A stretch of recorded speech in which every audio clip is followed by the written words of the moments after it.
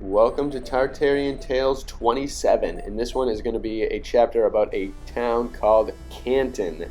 And I actually live in Massachusetts next to a town called Canton. My wife is from there, so I've always been fascinated with the Asian names in Massachusetts and beyond. And this book that I found, which is a new one, I found it a while back, hopefully I'll be able to post a link below, had some very good insight into Tartary and this area, and so I wanted to share it with you all because it's another book that is makes up Tartarian Tales, and it's got some excellent little information in it, which I think you all will enjoy. So here we go. Let's find out about Canton. And I also showed some pictures of this viaduct that's in the town in Massachusetts of Canton that is nuts. It says it's Freemason past and Scottish Rite and all this other stuff, but who really knows? I don't think they built it.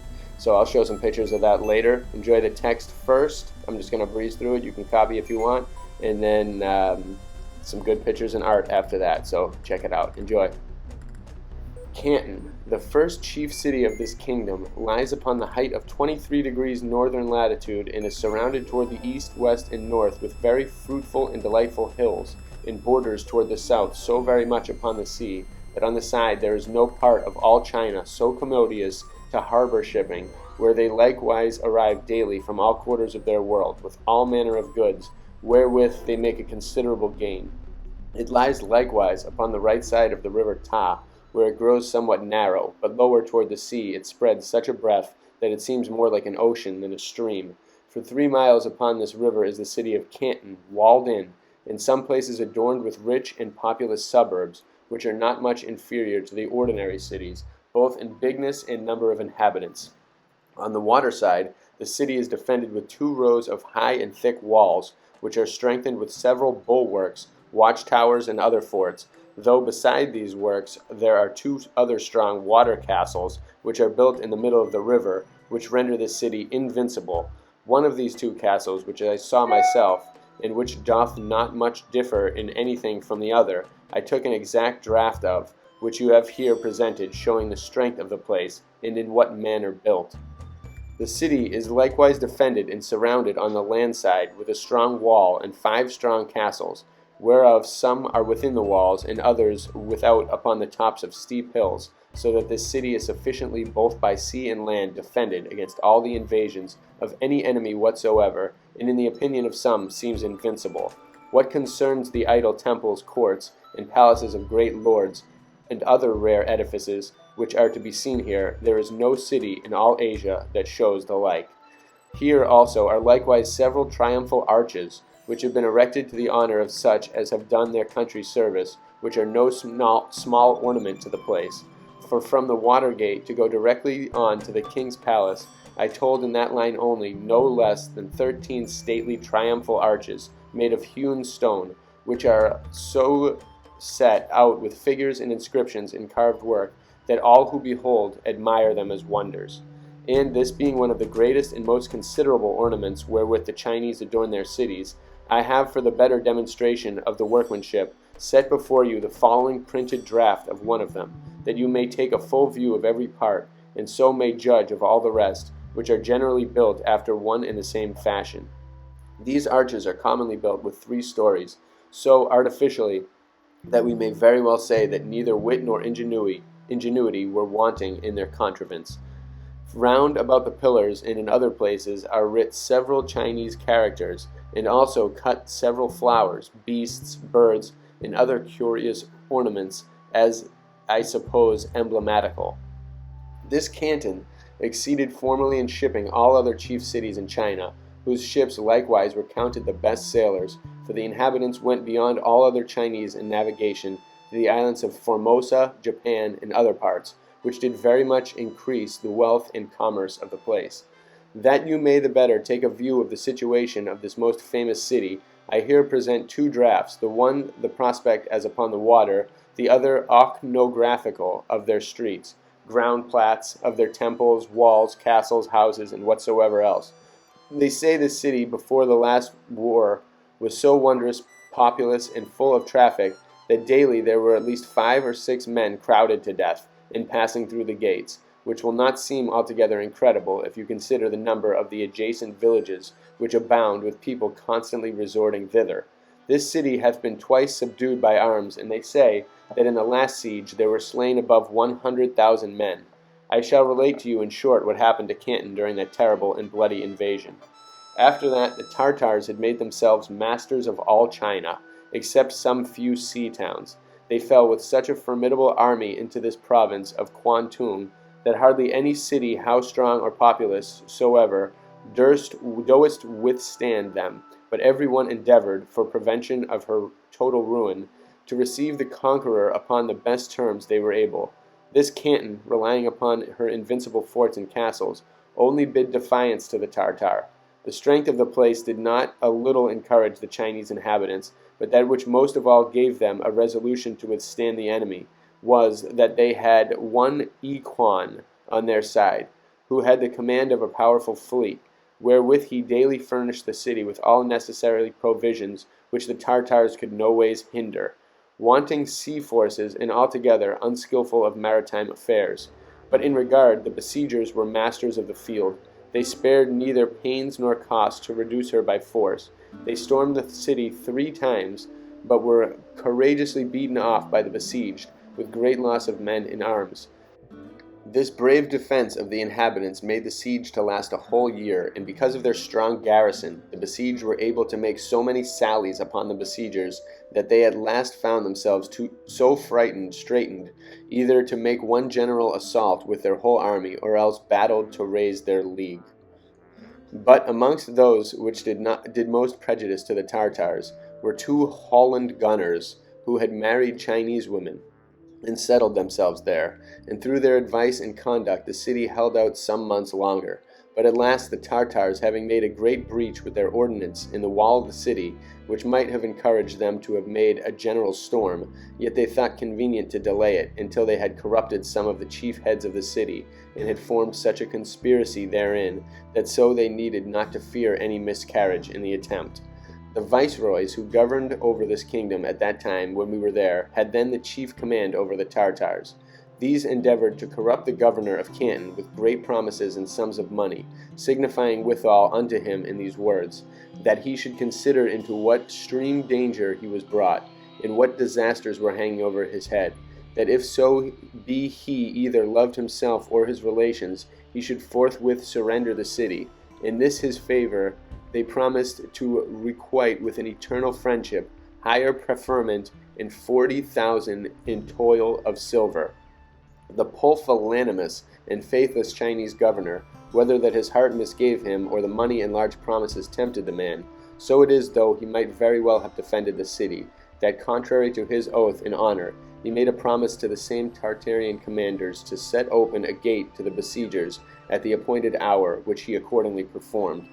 It was upon the 24th of November in the year I650, 1650, when the Tartars upon this advantage rushed with their whole army into the city, which was soon subdued by them, the besieged not being in a condition to make any resistance, for no sooner was the Tartar horse got in, but they rid with great swiftness through all the streets to hinder the Chinese from gathering together.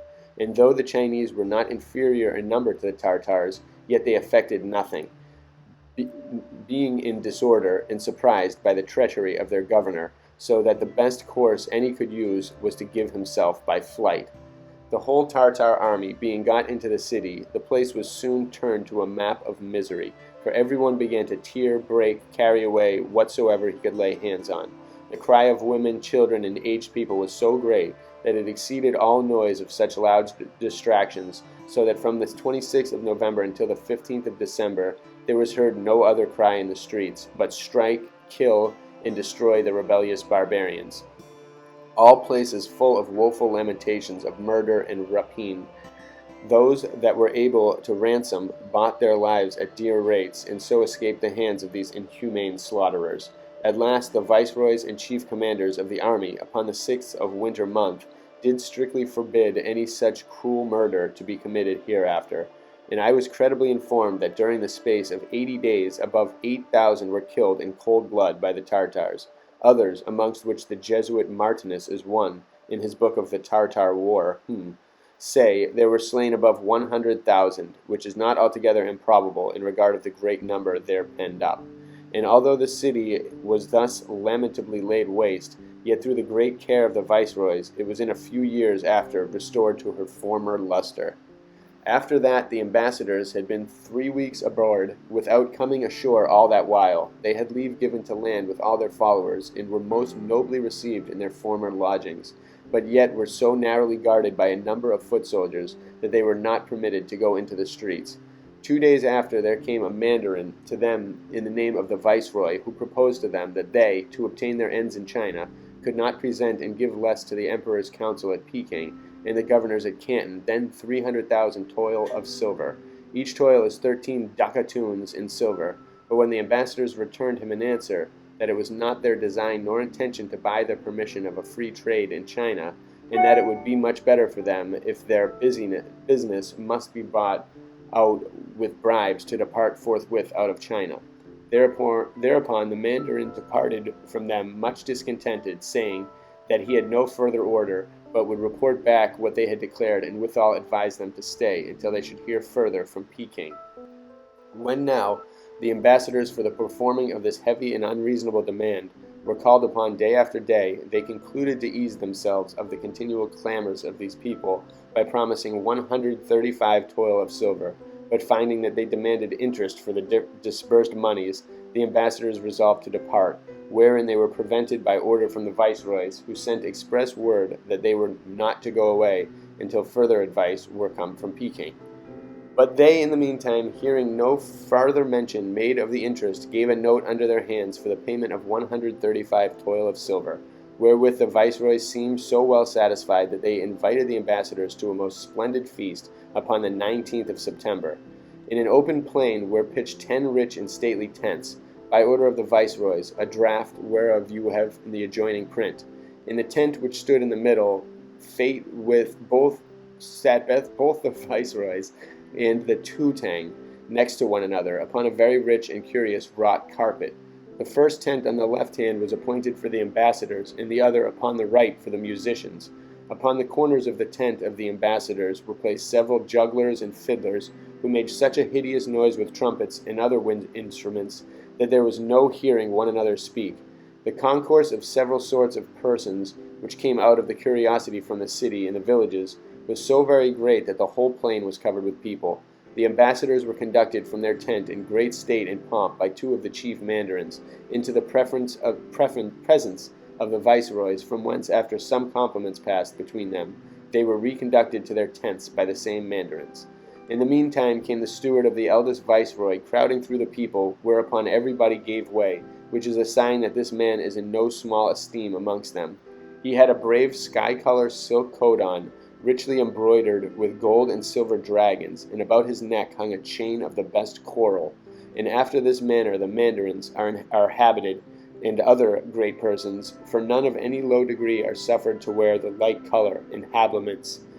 This steward gave immediately order to two of his attendants to serve the meat up. He caused likewise a particular table to be covered for the two viceroys, as also for the tutang, which were spread with very rich carpets.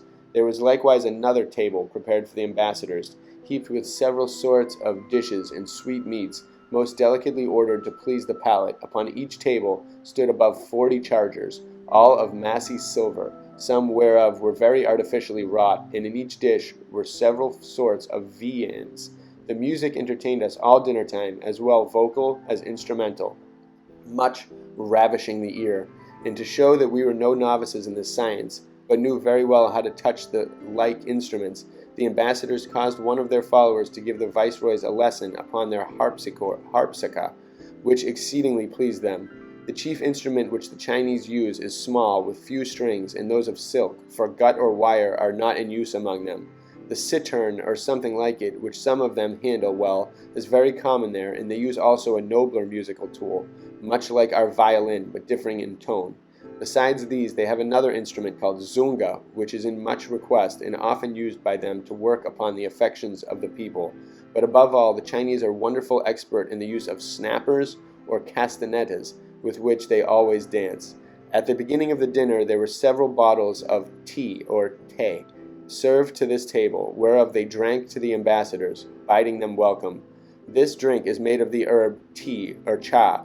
After this manner they infuse half a handful of the herb tea or cha in fair water, which afterwards they boil till a third part be consumed, to which they add warm milk about a fourth part, with a little salt, and then drink it as hot as they can well endure. The Chinese boast as much of this excellency of this infusion as the alchemists of the virtues of their expected elixir. After the ambassadors had drank of this tea, the steward desired them to fall to. Opposite to them faced both the viceroys and the Tutang, who were very merry at dinner, asking several questions concerning the condition of Holland, the constitution of the people, their customs, manners, traffic, government, with many other particulars, which the ambassador having fully answered, with the viceroys by their comportment seemed to be well satisfied. At dinner they drank often to the ambassadors, desiring them to excuse their bad entertainment and to call for what they had a mind to. About the middle of the treatment the ambassadors began the healths of the viceroys, in a glass of Spanish wine, which pleased them so well that they foretook and utterly relinquished their own liquor called samzao, which is very pleasant to the taste and not much inferior to any of our wines. It is made of rice and drank by most of the grandees in that country, for the common people use only for their drink the before-mentioned infusion of beans, and by the health and constitution of such as use the same, it appears to be a most sovereign and wholesome drink. But these liquors are drunk very hot, and never offend the stomach, though taken even to excess.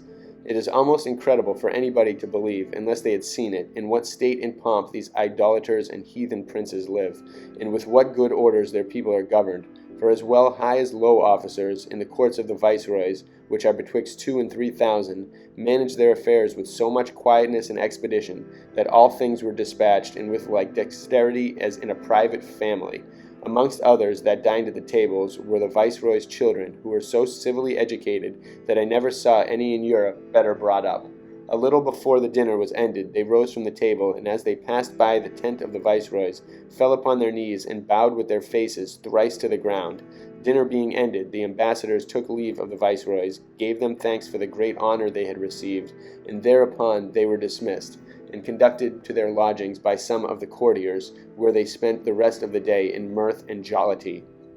In the meantime, the Tutang, having writ to the imperial court at Peking that the ambassadors were come to offer an alliance to the emperor, and had brought with them considerable presents for his majesty, but receiving no answer, the viceroys writ the second time about this business to the court, and signified in plain terms that the ambassadors were come hither, not only to salute his royal majesty, but likewise to procure leave to traffic with their ships in his territories, and to have residence there as his own subjects.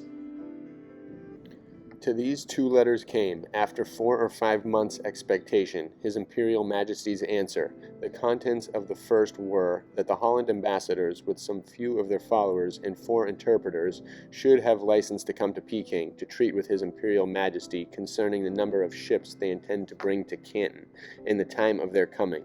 But with this condition, what the rest of their followers should remain in their ships at Canton without raising any commerce, till the returns of the ambassadors.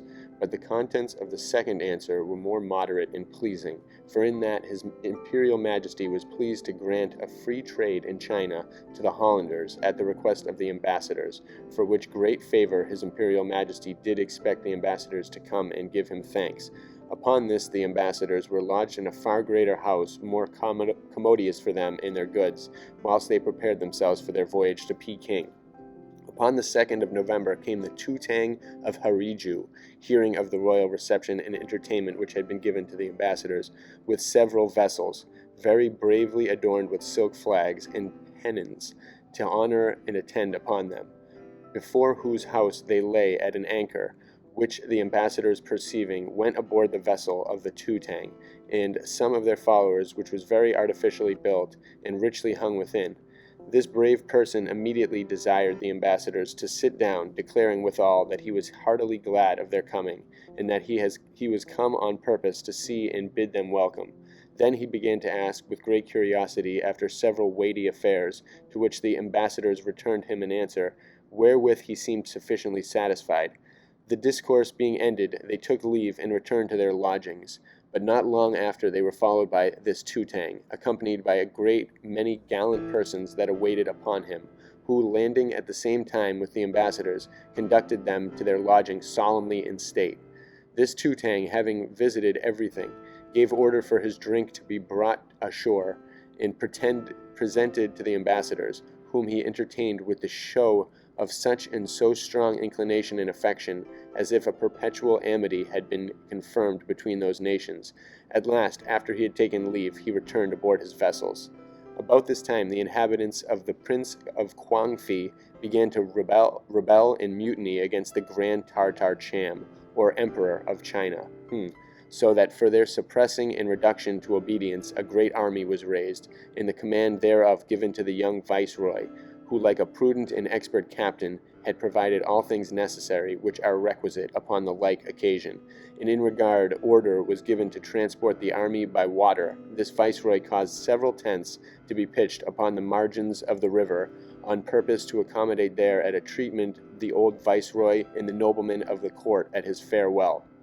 As he rid to the waterside, this young king was mounted upon a dapple gray horse, with his quiver of arrows fastened about his middle, and his hanger by his side, as is to be seen in the annexed print taken from the life. The coat he had on was lined with sables, and the wrong side outward. He wore a red cap lined with sables, and behind, which declared the royal dignity, for no ordinary person is suffered to wear the like, hung the end of a peacock's tail. The saddle-cloth was gold tissue embroidered, and about his neck hung 3 great tassels, which touched the ground. Thus richly accoutred, he rid to the great jonque to take his leave there, which was performed with much state and hilarity. The grandees were treated in several tents. The ambassadors had also a tent provided for them, where they were most nobly caressed. The feast being ended, they took leave of each other, wishing his majesty health and good success, for which they returned thankful acknowledgments, and so parted.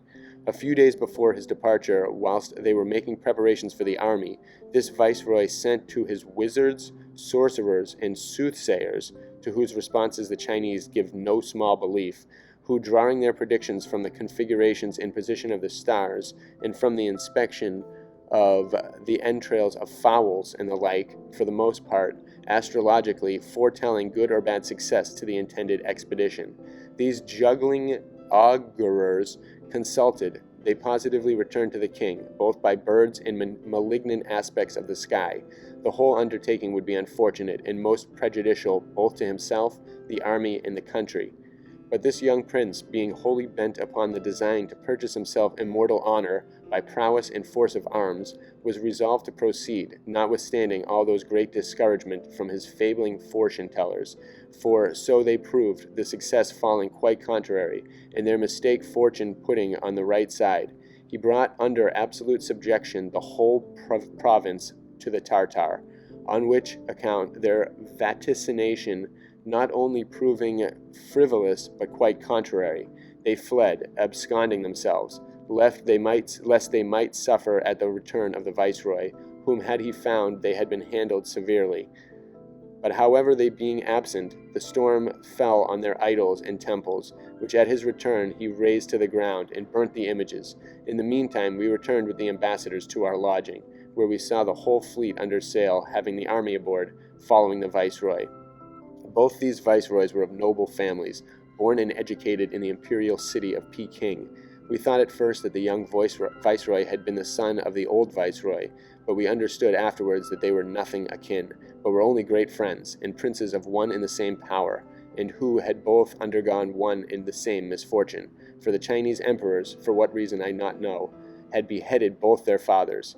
These sons, therefore, to prevent the like disaster, which it seems they dreaded, fled to this province of Kwantung, which at that time the great Cham had invaded with a powerful army, and had brought most of the country under his obedience. This occasion afforded these young princes an opportunity to revenge their father's death upon the emperor. To effect this, they endeavored to get some dependence upon the Tartars, and grounded their complaints to the great Cham upon the misfortune of their renowned families, desiring withal help and assistance to restore the same by force of arms. The great Cham found so many testimonies and good ground for faithful dealing in these princes, that he conferred upon them both great honor and dignity. The eldest he honored with the title of Pignawan, and the other with the name of Sinoa, which amongst the Chinese are names of the highest and chiefest offices of the kingdom, and such chief officers command and rule with the same power over some provinces as the viceroys here in Europe. That these warlike princes have since that time sufficiently revenged the death of their fathers upon the Chinese is very apparent, in regard that in the province of Canton you may ride in some places for several miles together, and not see a town or village standing, but great heaps of stone in the ruins of many places which have been formerly very famous for trade. In the meantime, we continued here for the space of 6 weeks without doing anything, so that the year 1655, I655, and there's also a little blemish on this page, right in that spot, was not only expired, but 2 months of the next were already likewise spent, before anything remarkable was undertaken. But soon after, the ambassadors sent to the old viceroy to desire audience and a pass to go for Peking, who thereupon appointed when they should come. The manner of our going to audience was thus: each a horseback, accompanied with the Mandarin Potsensen and the old and new Haiton. The followers and attendants upon the embassy were ordered to ride before at a distance, the ambassadors having presented the letter writ by the general, John Matsuker, to the viceroy. It was given to Haiton to be delivered to the great Cham. In regard, the viceroy was not to receive any letter before the ambassador had saluted his imperial majesty at Peking. The audience being ended, they took leave of the viceroy and were reconducted to their lodging after the same manner, and the next day a pass was sent to carry us to Peking. The viceroy, understanding that we were ready for our journey, sent to invite the ambassadors upon the 27th of the same month to a farewell dinner. The galleries, courts, halls, and other places of this court were very artificially and curiously built, and most richly furnished with pictures, silk hangings, and costly carpets. The king, for the greater splendor of the feast, had invited the mandarins of Canton. These were placed next to one another, upon a rich carpet spread upon the floor. At the entrance into the room, on the right-hand side, the ambassadors with their followers, and over against the ambassadors the viceroy sat alone, opposite to the ambassadors, placed upon a broad seat foursquare, covered with a curious carpet according to the draft in the annexed print, in a lemon-colored gown embroidered with golden dragons, and behind in this cap he wore their badge of royalty, a peacock's tail, about his neck a chain of white sapphires of great value and in much request, being scarce amongst the Chinese, and worn as an ornament of high esteem only by their nobles and persons of great quality. On his thumb also he wore an ivory ring as an emblem, signifying the undaunted courage of the Tartar people, who likewise use rings upon their fingers for the defense of their hands when they draw their bows. During dinner, which was ordered in great pomp and solemnity, the viceroy toyed with his children, who were instructed with childish questions, taught wanton repartees, and such complacencies to dissipate their father's melancholy. Several young and beautiful ladies were likewise seated near to cheer up his majesty's declining fancy. These also had the care and government of his children. The interpreter told us that this old viceroy maintained several married women, by whom he had 66 children, all then living. The entertainment being ended, and the ambassadors highly caressed in solemn manner, took their leaves and departed to their lodgings. Very interesting, a little bit slow in parts, but some good information from time to time that is kind of very interesting. And there were a couple parts in the pages that looked like they could have been blurred out, altered, smudged, replaced with the dates in significant parts, so that's kind of interesting. You can check that out in the text earlier. But just a little bit more information for us all out there, some interesting stuff. There is just so much rewriting of history in the past, and just you see how easy villages can be burned. Centers of trade, like they talked about, can just be leveled to stone rubble, ancient stuff. This place must have been packed with ancient wonders for so long. I hope we dig and discover them. Bless you all.